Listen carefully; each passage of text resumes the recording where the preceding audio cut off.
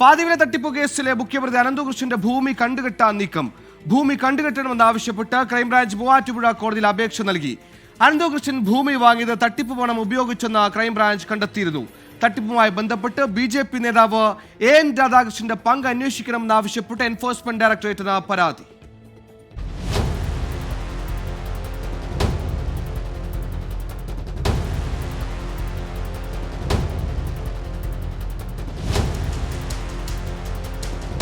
ആദ്യഘട്ടത്തിൽ അനന്തകൃഷ്ണന്റെ കുടയത്തൂരിലെ ഭൂമിയാണ് കണ്ടുകെട്ടുക. 1.50 കോടി രൂപയോളം വിലമതിപ്പുള്ള ഭൂമിയാണിത്. തട്ടിപ്പ് പണം ഉപയോഗിച്ച് വാങ്ങിയതാണെന്ന കണ്ടെത്തലിന്റെ പശ്ചാത്തലത്തിലാണ് കണ്ടുകെട്ടാനുള്ള ക്രൈംബ്രാഞ്ച് ശ്രമം. 2 കോടി മുടക്കി അനന്തകൃഷ്ണൻ കോട്ടയം, ഇടുക്കി ജില്ലകളിൽ വാങ്ങിയിട്ടുള്ള 5 ഭൂമികൾ കൂടി കണ്ടുകെട്ടാനുള്ള നടപടികളും ക്രൈംബ്രാഞ്ച് സ്വീകരിക്കും. 2ാം ഘട്ടത്തിലാവും ആനന്ദകുമാറിലേക്ക് അന്വേഷണം എത്തുക. ഹൈക്കോടതിയിലുള്ള മുൻകൂർ ജാമ്യാപേക്ഷ തള്ളിയാലുടൻ നോട്ടീസ് നൽകി വിളിച്ചുവരുത്തും. പല കേസുകളിലും 1ാം പ്രതിയായതിനാൽ അറസ്റ്റുണ്ടാകും.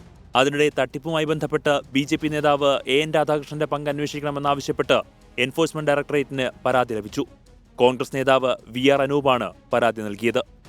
24 കൊച്ചി.